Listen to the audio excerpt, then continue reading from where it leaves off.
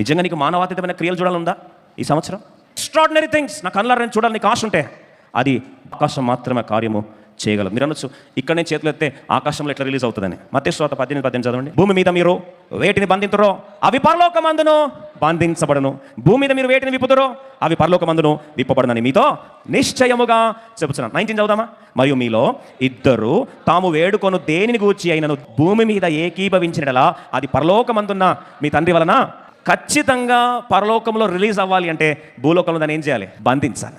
ప్రభు blank cheque రాసిచ్చాడు. ఇద్దరు కలిసి ఇక్కడ ఆకాశం వైపు చేతులు ఎత్తే అక్కడ ఆకాశంలో కీ రిలీజ్ అవుతుందంట. ఆకాశము తెరవాలి అంటే అందుకో బైబిల్ సెలవుస్తుంది, ఆకాశమును తన మంచి ధననిధిని తెరిచి ఆయన దీవిస్తారంట. నువ్వు దేవుడు తన ఆకాశ వాకిలి విప్పి పట్టజాలని ఆశీర్వాదం అంటే ఆమేన్. ఈరోజు మనలో చాలామందికి ప్రార్థన మీద రెస్పెక్ట్ లేదు, ప్రార్థన మీద సాక్రిఫైస్ లేదు. ఇంకో మాటలో ప్రార్థన అంటే ఈరోజు కాకతాళీయం అయిపోయింది. పరలోకాన్ని కదిలించగలిగేది ఒకే ఒకటి, ప్రార్థన. Nothing in the world can shake heavens except prayer. ఇద్దరు ఏకీవించి ఏదైతే ప్రార్థిస్తారో అది పరలోకంలో ఏమవుతుందండి? బంధించబడుతుంది. ఏది విడిపిస్తే పరలోకంలో అది విడిపించబడుతుంది. ఎక్కడ పోయింది నీ ప్రార్థన జీవితం?